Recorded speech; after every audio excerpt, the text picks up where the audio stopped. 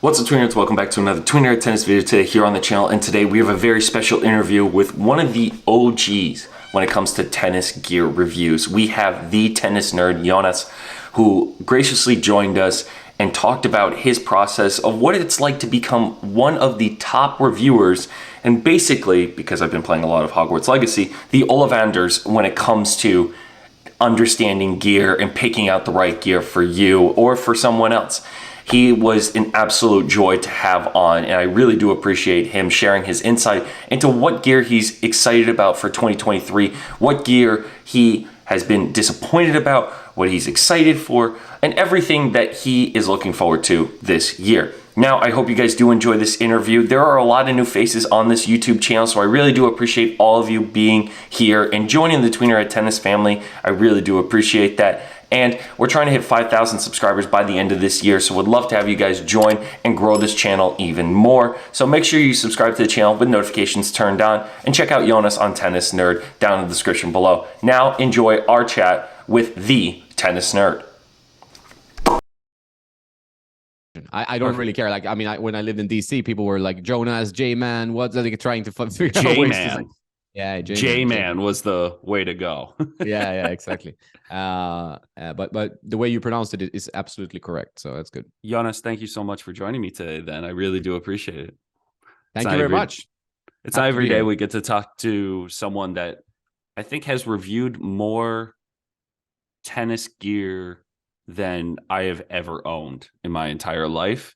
So it's always good to pick someone's brain and talk to them about how they do this. But to start, how did you start Tennis Nerd? Where did this all come from? What was the inspiration? Yeah, I mean, I was always been a big tennis nerd, like ever since I was like 6 years old, like, you know, walking around air swinging old ladies in the stomach in the streets. Because I mean, I was like just in my own head all the time. Yeah. You know, I was always like, forehand, backhands. And then I moved to other sports where I grew up. Like tennis wasn't, the tennis training was pretty poor, I would say. Like I had a pretty bad coach, didn't really inspire the kids. A lot of kids in one group, you know, that stuff. Mm-hmm. So I played chess up to kind of professional level until I was in my 20s. Oh, wow. And then I actually came back to tennis after I kind of stopped playing chess high level competitively. I went back to tennis, and then I just went big nerd again. Like that was when I was just, oh, gear is so much fun. You started trying everything, you know, string tensions, gear, shoes, whatnot, and just fell into that rabbit hole. It's not good for your tennis, but it's fun. So that's kind of how it started. And I started writing about tennis as kind of on the side of work, because I always watched quite a lot of tennis. I always followed the tour.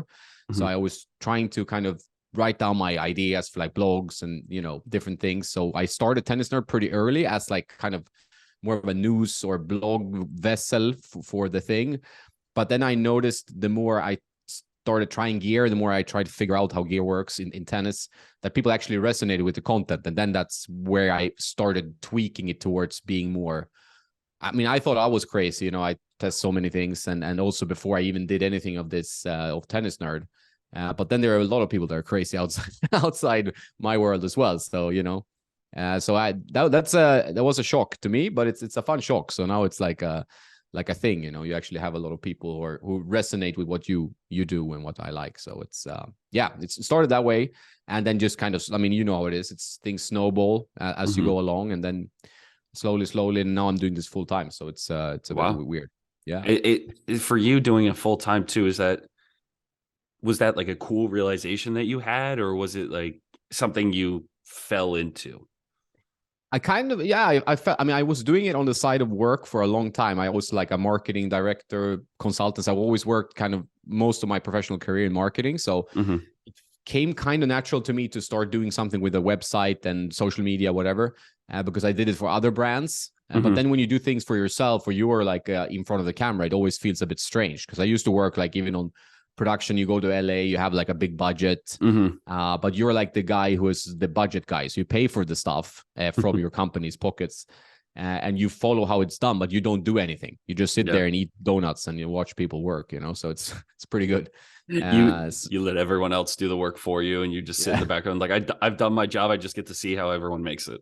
Yeah, yeah, and you're just like a yes or no man, right? So you say, Yeah. okay, I like, well, this edit was a bit better. This is cool. So you just go along for the ride, Mhm. which is super fun. You learn a lot. You meet a lot of interesting people. But now it's the opposite. Now I do everything myself. Beware, it's a cat in the background there. I see. Yeah, it's Now it's covered by the mic, but no, it's okay. I'm it's a watching predator. I'm watching my girlfriend's best friend's cats, and there's two of them, and they're both kittens. So if you see them Oh, doing anything ridiculous, please that's don't. good. Well, she jumps for the candle, I might have to pause. If you want more views than interviewing me, I think you just put the cats in front of the camera, and I think you will get like 2 million views straight away, right? I think That's how it I works. think that's just a live stream idea that you just gave me. So I'll Yeah. just have them play with a tennis ball and have it called cat tennis. No, I mean, like that stuff. I mean, I watch a lot of animal videos. I'm ashamed to admit, and and it's like, oh, this is so sweet. Look at there's a dog and a bird is their best friends, and stuff like this. That's the stuff when my brain wants to shut off, I watch that stuff because I love animals. wow. So it's cool.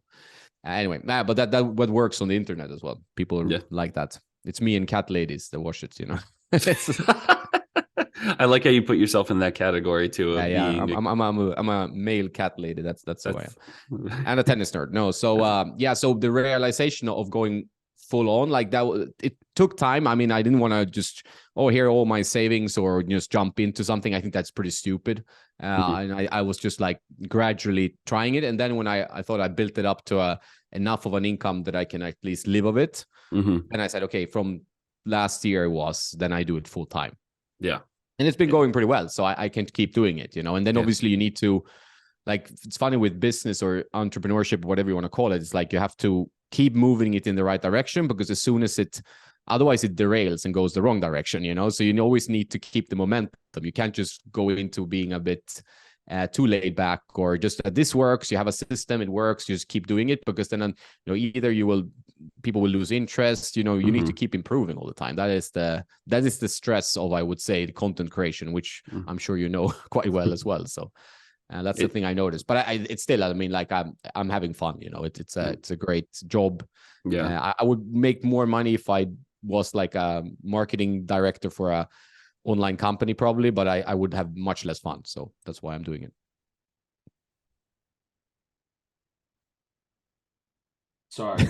Yeah, they're playing in the back. Fucking cats. I have a water gun too that I have to find. So what are they doing? They're eating something or no? I don't know. They knocked something over. I'm just gonna leave it alone for now. But yeah, sorry. If you want to go up and check, it's fine. No, it's okay. Well, it's funny that you said you have to adapt and evolve, and that, like all content creators on YouTube or on any platform for that matter, you always have to move forward and try to get 1% better every day. The thing though with content that we create is, for it to work, especially, you have to spend money to kind of evolve your channel. And while you can develop it, you also have to look at, because I feel like, and I've noticed this, I have to spend money to review it. So if I have to get shoes, like I just bought the new Cybersonics from Adidas, like I have to spend money in order to not make it back, but to have a video to create. Does that make sense?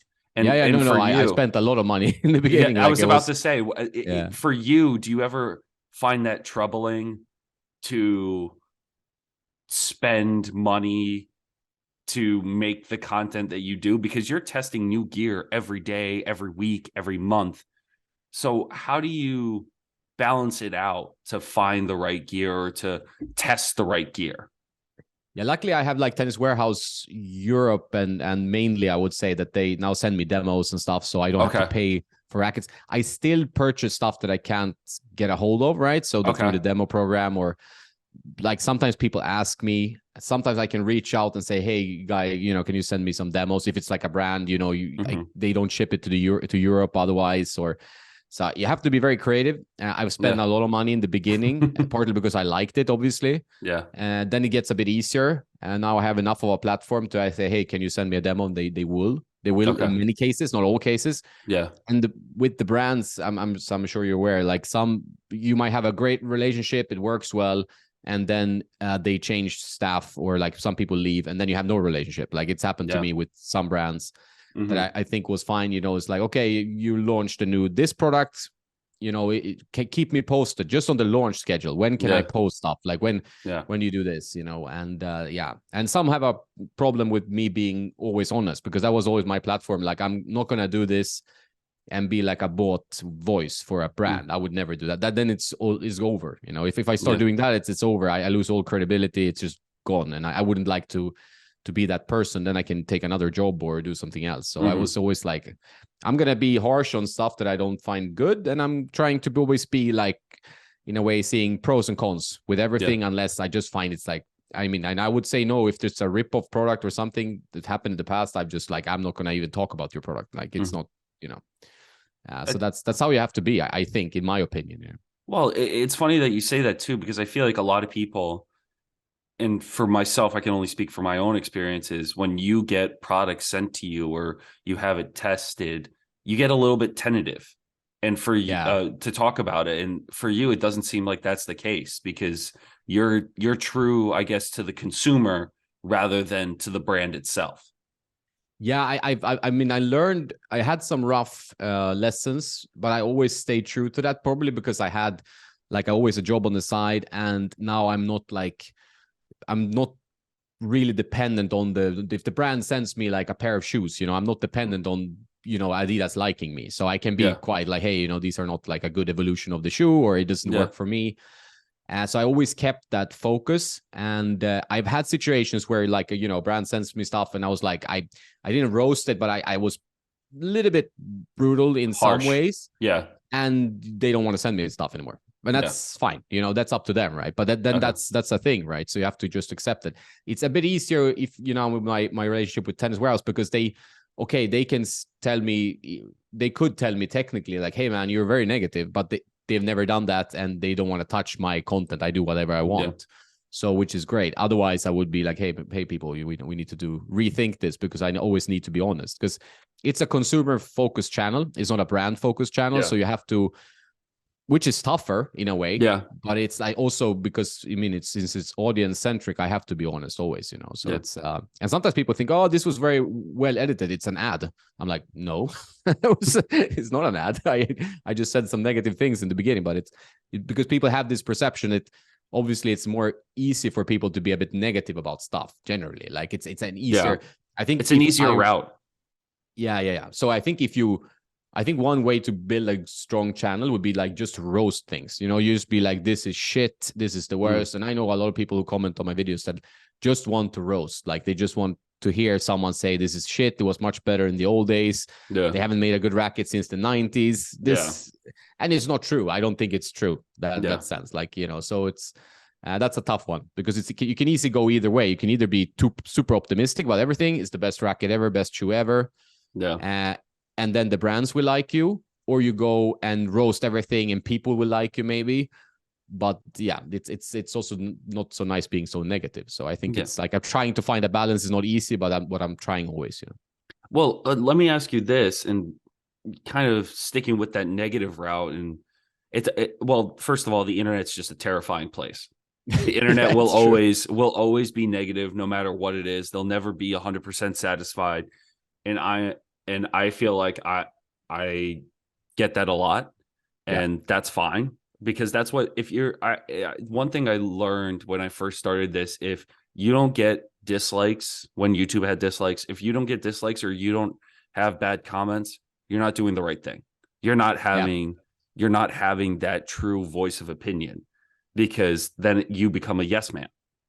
And for you, dealing with different products and different brands for that matter, have you ever received a product that you've tested but never wanted to publish, or you tested it and you're like, this never wanted to? Okay, hold on, sorry. Yeah, no worries. It's fun with some cat stuff. What are you doing? They're very active. Why are you on the counter? Yeah, no worries, man. Problems, it's fine. Yeah, it's okay. We put tinfoil on our kitchen counter. So that way, if they jump onto it, they jump right back off. And they're getting a little bit risky. So now I have a water gun with me. So that's great. Yeah, that's usually that's you. But what was I saying? Yeah, the products like that you get that you don't want to review. It has happened, I think, really only once that I said I'm not gonna give this any attention at all. Like it was a product I thought was like I mean, it was well received by some other, but I just couldn't get it. Like I thought it was like a bit of a rip-off product. So I was just like, okay, I'm not gonna even talk about this because this is like, okay, I can roast it, but then I felt like this is also the wrong approach because maybe there are people who actually think this is good, but I couldn't find any kind of way to describe this in a good way. So can you say what product it was, or would you rather not? I would rather not, probably. It's like it's a very it's the only reason. If it was a Wilson product or a head, I would happily do it. But this is like an unknown brand, so it's like okay. You know, so it's not even worth talking about. No, it's not even on the market or anything. Like, but it was just like not a good product. Yeah. Okay, wow, I did not know that. For you, and kind of getting into the nitty gritty of it, what's over the last, I would say the last couple of years, what's been the best? Because now I'm going to go into what you've tested. Yeah. And one of the things that I saw you talk about is you seem to be a fan of Völkl. I do like Völkl rackets. Not all of them. Not all of them. They make some good rackets. I think it's one of those overlooked brands. Like there are a few that I think are a little bit overlooked. Like, because I mean, if I look at also what people want to watch, if you publish anything about Wilson, Babolat, or Head, that is like an instant winner because those brands are so known because all the pros endorse their products. So you're going to get good views. And sometimes I feel like for the smaller brands that they're trying, but it's not really like it, unless you have a big budget to put pro players on your roster. I think it's tough. You know, it's quite tough to get any huge sales or any kind of brand penetration. So that's really a bit why. I wouldn't say like Völkl rackets are better than Head rackets or anything like that, but it's kind of like an overlooked one, you know. And there's a few others. I mean, even Dunlop are now making some strides. Technifiber making some strides. But overall, there are a few brands that they don't get a lot of attention, you know. So it's kind of a little bit of like a, you know, give the unknown some love. Do you think if you were to pick a brand that was, at least racket brand, we'll start with that, a racket brand that's the most underrated on the market right now, which brand would you say is the most underrated for a tennis racket? That's a tough one, actually. I'm a big fan of the new Fury rackets, but nobody really. Yeah, I really like those. I think they're actually quite good. I only heard about them last year, and I have yet to try them because I feel like you should. They are good rackets. Yeah, very good rackets. Yeah. What would you recommend for the Fury? The Arma Pro 98. I mean, my father even stole them from me, so that's how good they are. No, very good sticks actually, because they kind of have this box beam from like a pro staff, but they give a little bit more pop, you know. So I like that. Yeah, it's a bit of a modern approach to it. I find it really, you know, like a kind of addictive to play with, right? Really? I don't play with them as much anymore because he uses them, and you know, I try to help him find a racket because he plays a lot. Like he plays 4 or 5 times a week, and mainly doubles, I would say, but he plays a lot. So I wanted to for him to have a racket he's happy with, and he went from a Blade 98, which is way too difficult for his level. Oh yeah, and it was just about finding. This is also maybe too difficult, but he likes it. So it's like you also have to like what you play. You can't just.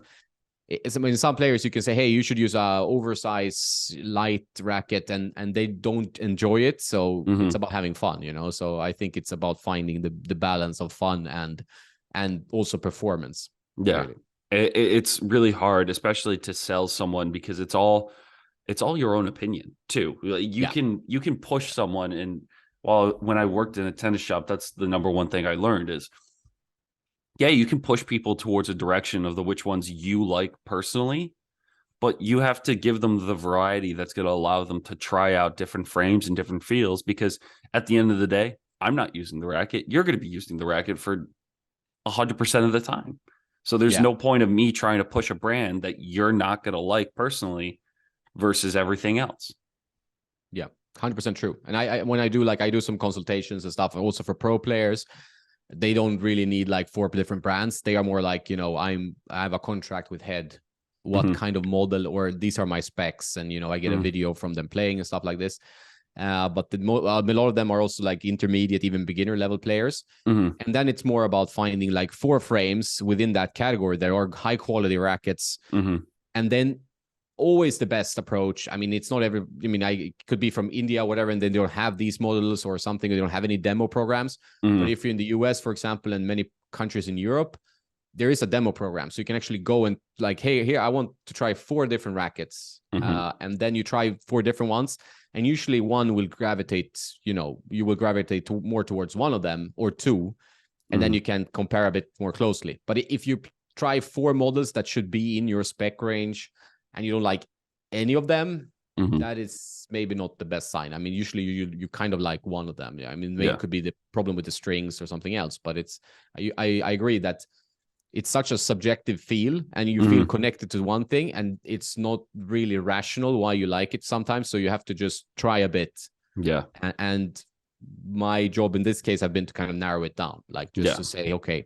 Or sometimes some people contact me and they have very easy problems. Like it's just about adding some weight to the hoop to increase the swing weight, stability, or reducing the string tension. Because a lot of people play with very high string tensions, full bed of polyester, and they're like NTRP 3.5s, you know, and you're like, okay, you're going to have tennis elbow, you know, or just not get any pop, right? We have the same problem. I think one with subjective, it's one person that I've taught has a Wilson 104 as a advanced beginner, maybe intermediate. Yeah. And it's too big of a head. And then there's another player that has, I think, strings at 71 pounds. Ooh. I'm just and I'm like, why? Like there's no point. But again, it's not my business. I know that's going to suck for me. I know that's not going to work for my level, but for other people, it's going to work. And because they're so used to it, they won't change it at all because they've gotten used to it by playing with the same tension for over 10 years. Yeah. If you play with something a long time, and perhaps you've been in the tennis game for a long time, like some people are quite new, like, oh yeah, I played for 3 years.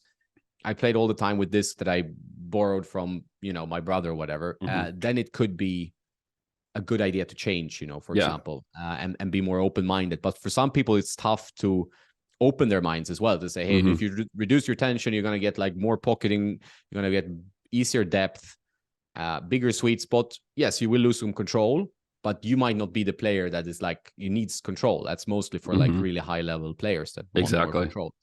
But then on the other hand, some people have like a bit odd techniques and they hit the ball ultra flat. So control is 100% there, what they need. So yeah, it's tennis is it has like a 4 million swing paths styles. And so it's quite difficult to get a blanket solution to their problems, right? Oh, 100%. And kind of now that we did underrated, what was the most overrated racket product, or what had the most hype that you just didn't believe in? That's an interesting question. There's not been that many rackets that have been hyped. Like the Clash was a very good product for its purpose, but there's also a reason like you don't see the pros use the Clash, for example. Like I respect the Clash a lot. I liked it. I reviewed it very favorably because it was like an attempt to do something new. Yeah. But it's also for players who crave control, it's going to be tough because there's so much movement in the string bed, right? So there's like you don't see it on the ATP or even WTA Tour. I think maybe one WTA player I've seen using it. So that's one. I wouldn't say it's overrated, but it's something that got extreme hype. But it has such a kind of a narrow or at least a very specific demographic that you can't just blanket kind of recommend it to, I would say, to advanced players because they're not going to agree with it. I don't see a lot of advanced players using it. So I think then in this case, it's usually better if the brands are a bit more like this racket is for XYZ player. Like it's not, sometimes I think they lack, you know, they don't inform because they think maybe that it's like, oh, this will sell to everyone. Yeah. We're going to maximize sales. But for the consumer, I think they would be very well appreciative if you get the information. Who is this actually for? And what are the pros and cons? Like even from the manufacturer, like, we made this racket for players that have tennis elbow. Like we made this racket and there's so many of them, and that's enough of a target group. So then some players that don't suffer from tennis elbow or need more control, they're not even going to try it because it's not for them, right? So I think that is where all the brands could improve in informing the players what different type of player their rackets are for. I think that is a missed opportunity, I would say, for many. Do you think that's hard though for them to make or to at least advertise for one specific demographic? Because rackets can be used by anyone. Yeah. But when it comes to saying, okay, this racket is meant for this person, it'll be overlooked because it's already put into that one demographic of tennis players.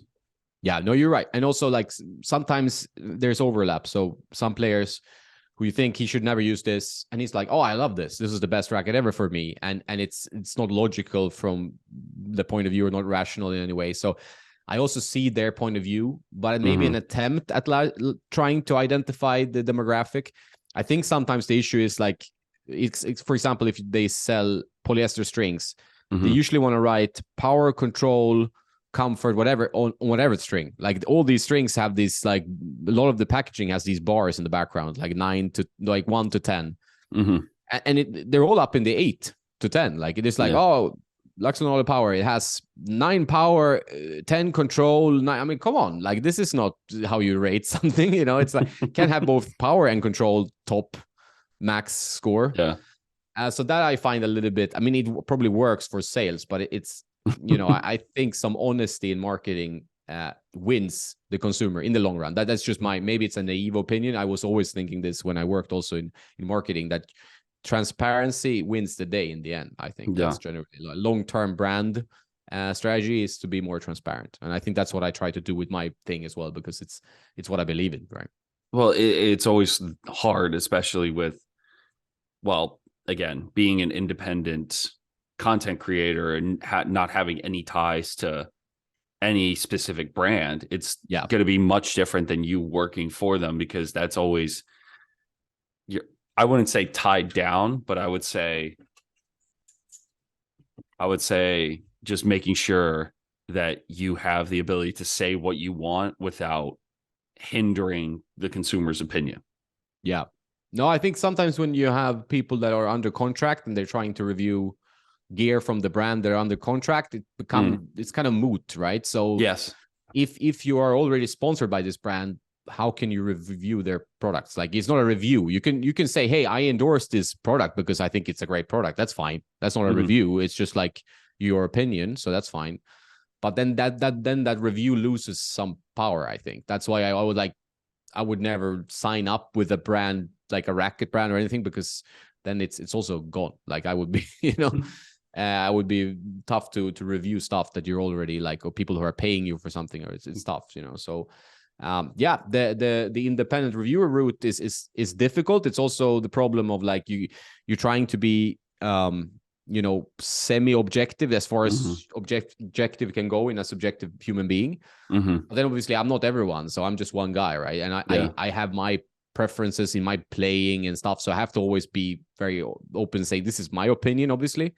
And then if I bring like 2 or 3 other guys on the review, or a girl, whatever, you know, give their opinion as well. I think that is important. But people also have to realize this is like, I don't have a lab where I measure like the power level of each racket, you know. And some people ask for that, like, oh, you should have a metrics for everything. I'm like, okay, then I need to invest in a facility and like I mean, that's it's a little bit beyond what I can do, right? So I want you to invest 100,000 euros into one small room, so that way you can test one specific thing for one person out of the almost 50,000 subscribers that you have.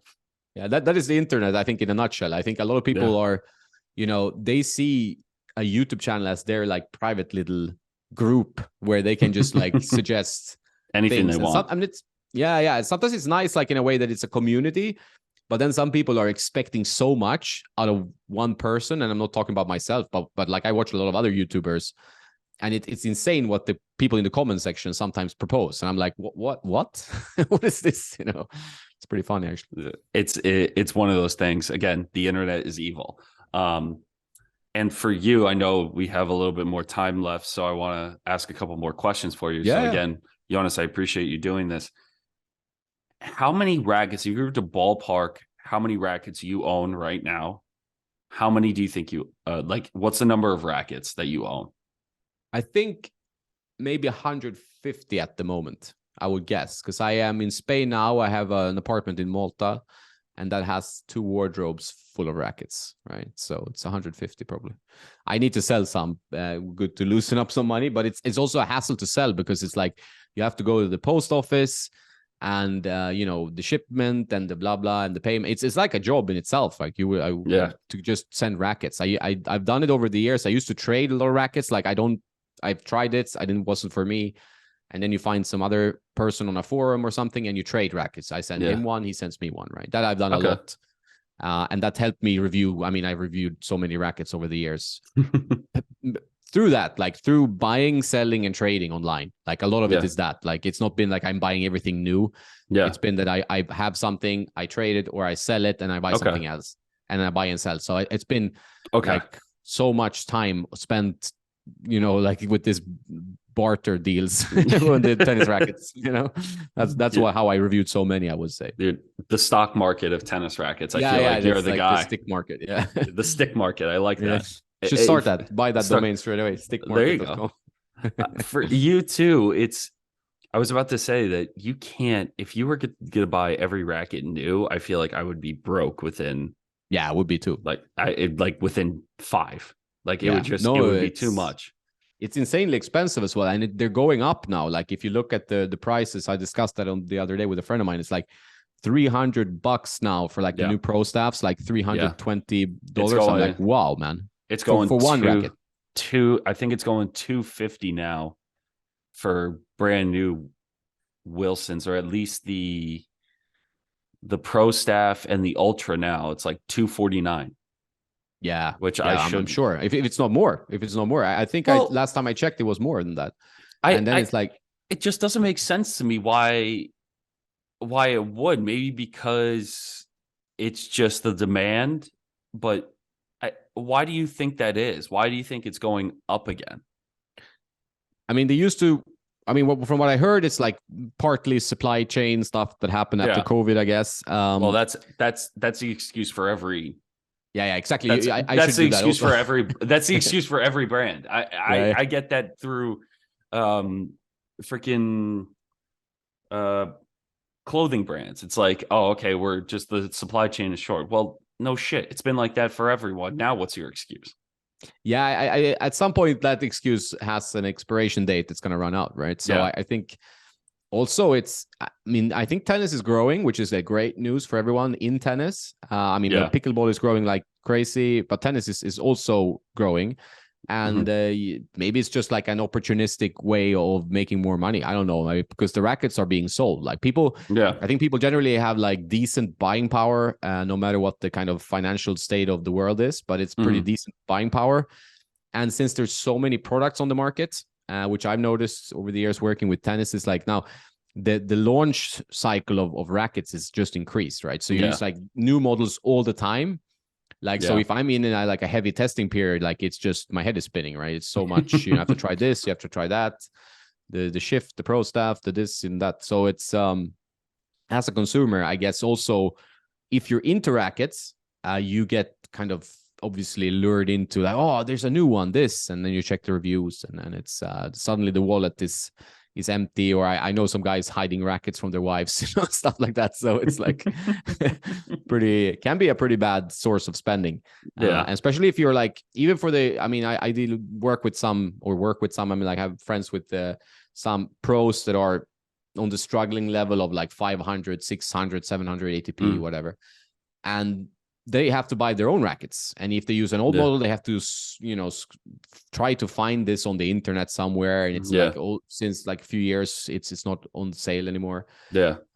So it's tough, and they need a lot of rackets as well. Like they need like 6 to 9 rackets. And then that's a big expense, of course, it's like $300 per racket, and then it adds up, right? And stringing, bags, travel. Yeah. Which is another concept that we could definitely get into when it comes to pro level players that need rackets on that level, because it's not Yeah. just string and then without their accommodation. Like this is a whole nother topic for them. That's what makes it worse.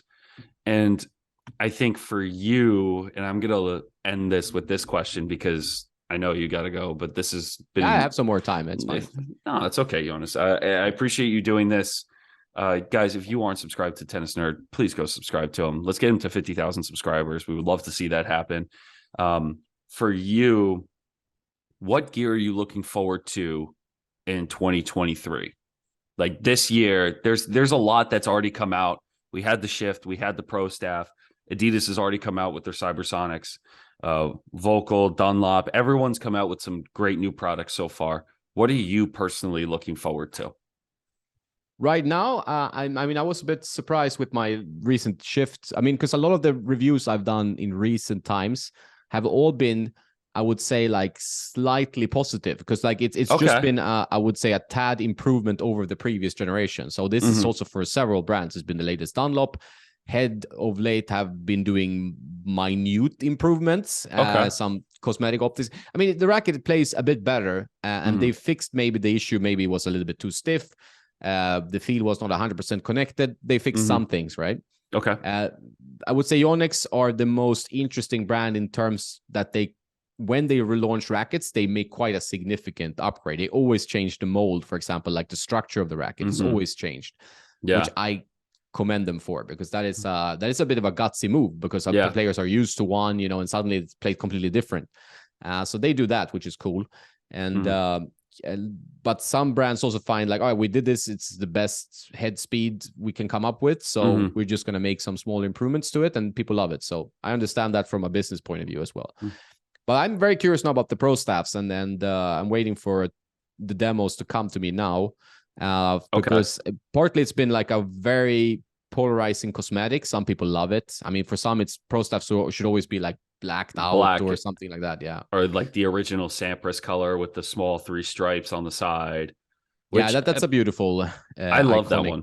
That's iconic. Yeah. And I like, and I didn't mean to interrupt you, but for the Pro Staff, they've gone with this glossy finish, which on the blade that they did, or they launched last year or the year before, the green the color shift, which is, it looks all right, but it looks more brown to me. So this gold, I'm very interested to see how well it's gonna go for players, or if players that are gonna use the Pro Staff this year are gonna keep it this color, or maybe have it in a black version if they do offer that to the pros.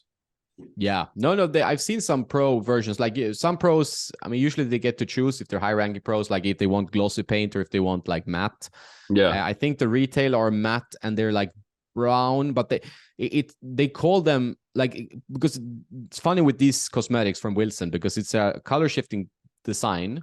In the sunlight, it might look amazing. But off the sunlight, it might look a little bit dull, right? Or this brown, like, toilet inspired, whatever you want to call it. But I think it's, that's what I saw on some forums. I haven't seen it up close. I'm really curious about it. That's why I said it's one of those things I look forward to. I was always a Pro Staff fan. Like the 6195 was my racket for a long time. Yeah. Although demanding frame, but it's great. I thought the previous Pro Staff were very good, like quite low powered, but very good. Yeah. So I'm curious, like, what did they do? And also, it was a bit of a gutsy move to do this cosmetic, because like they could go easily like black, tribute to Federer, whatever. They could try something, but here they went with something a little bit different.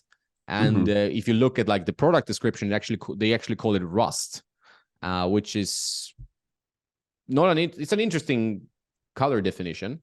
But I'm super curious about this one. So rust. If you look at like Tennis Warehouse, it's the racket color is rust, so I think it's got to come from Wilson. So I heard called rust. Yeah. Whoa. Like the photo from the Instagram, I'm looking at your website right now, like that doesn't look, I don't know what to think about that. No, That I think a doesn't. lot of people are in that boat. Like they don't know what to think. Some players are very they're not so happy about change in general. I noticed that about tennis players are very No, like it's true. they don't Very want change. OCD, very Yeah, particular of how they want everything, and that exactly. with And that I'm color. kind of usually like trying to always have massive open mind, sometimes maybe too open, but it's like, so I'm very keen on seeing it, Mhm. but I have no idea how I will like feel about it when I'm like holding it in my hand. And the cosmetic is such a subjective thing; it doesn't really like affect how the racket plays or whatever. But But it's I think gonna. it sells a lot of rackets, right? So I think it's like if you have a top-notch cosmetic that people like, Oh, most like many sales will come from like people just like, I love this, it looks amazing, I have to have it, you know. and I think that's where, at least from a consumer perspective, it's not just how it plays, it's how it looks. Because some Yeah, people like a better color, some people like a more subtle way of going or like showing up on the court. But then you have ones like this where people use the pro staff and they see this color, they're like, I don't like this. What else do you have? And then they switch to the blade or they switch to a completely different brand. So yeah, it's one of those things where I'm looking at it, and the way I'm looking at it, it looks like brown sugar fell into a bucket of water and then they mixed it and then threw it on this pro staff. yeah. I mean, that's also like but it in some pictures it looks amazing, some pictures just Yeah. look a little bit different. So that's why I think it's like one of those, you have to see it up close and see how it looks. And I've Yeah. heard from people that have it in their hand that it looks really, really nice, but I'm sure there are always two sides of that story. Like some people Yeah. are not happy with it. But I like that they took the risk. I do like risk taking in anything. Sometimes it just fails, but I think you Mhm. have to do that. Yeah. When the racket companies become too complacent, like they just keep minor upgrades, Yeah. it gets, over time it gets gonna get boring. Like Yeah. and I guess it's gonna hurt sales. I would Yeah. guess. I don't know, but Well, this one I'm really looking forward to. So in a few days okay. I'll have the first hit. All But right. what they did with their shift, I must say, is that I was that was positively surprised, because I was very Really? skeptical. You like that? Yeah, Because it was it was very good. promoted everywhere. Like every Wilson ambassador, every person I've seen on Instagram has been playing with the shift. Yeah, And the cosmetic is actually kind of cool. It yeah, reminds I like me it. of the prototype or when the Clash first came out and they had that hidden cosmetic Yeah, where the it was Cardassel. Yeah, it was the best cosmetic they ever did on a tennis racket. I love that one. I think it it was was really cool. fantastic. So that Yeah. kind of reminds me with that kind of paint job, that looks good. Yeah. And what would you say about the shift that I do like that the bottom of the handle, that clear black. That's actually Yeah, really they nice. did a good job. Like, I mean, This is actually nice. I'm not gonna lie. yeah, no, I'm always, like you bring out a new model, it's always a time where you have to be like a little bit, okay, what are they trying to do? You have to try to Mhm. figure it out. Like, where are they placing this? Who is it for? Because a lot of the brands, pretty much all of them, they have their standard line. So, Yonex have the V-Core, the V-Core Pro, and the E-Zone. Wilson have the Ultra for the power, and the Blade for the kind of control mid-level player, and the Pro Staff for like the precision people, So, Yeah. but this one, I think it's just like this kind of modern middle ground racket, like the Head Yeah. Speed, which is their bestseller. And I think this one has actually played really nicely. And I thought with the stiffness that it would be kind of harsh. And I tried it one with different string setups, and it still plays pretty comfortable. So, and Ooh. yeah, it feels good. I think they did something there, which I didn't see coming, because sometimes it's kind of gimmicky. Like the launches can be a bit gimmicky, but this one actually overdo was like, it was good. It was a good quality product, and yeah, I'm just looking at which the is sometimes you don't have to like come up with this. We use rocket dust, or like we collect particles from Mars to infuse in this racket construction. No, you just need to create like a nice playing frame. Like you did something with the mold, which is new here. So, and then that's what the consumer likes. And then they do like a nice cosmetic, and you have a winner. So it's not like, it's not that complicated. Obviously, this goes a lot of research and development into every racket, which I always respect, because I've been to the factories, and I know they do put a lot of work in new rackets often. But sometimes obviously it's going to fail, and sometimes it's going to be like a winner. So this one seems pretty good so far.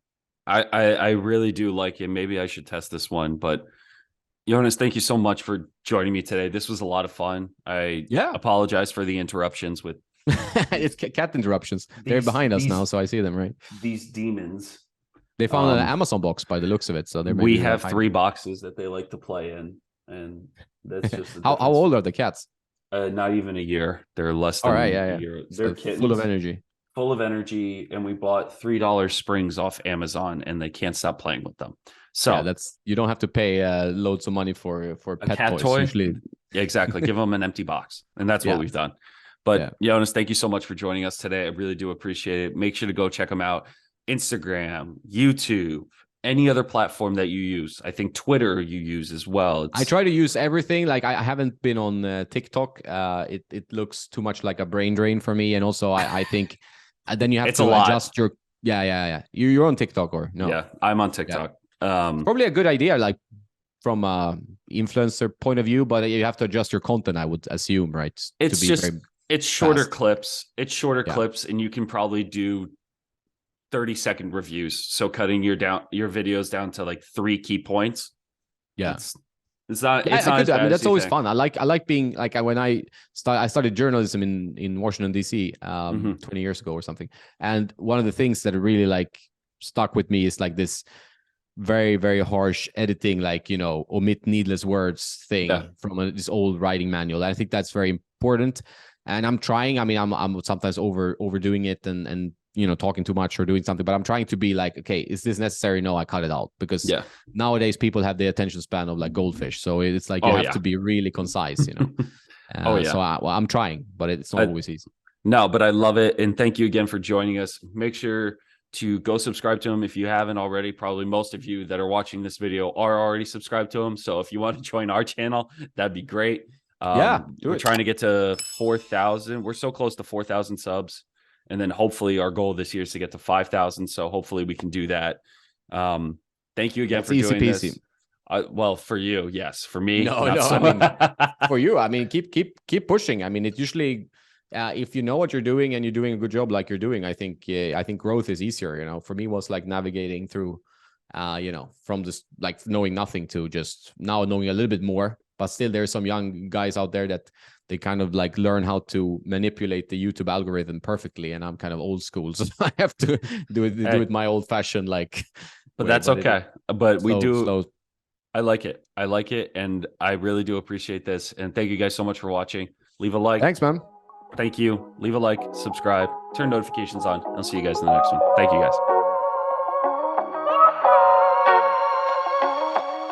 guys.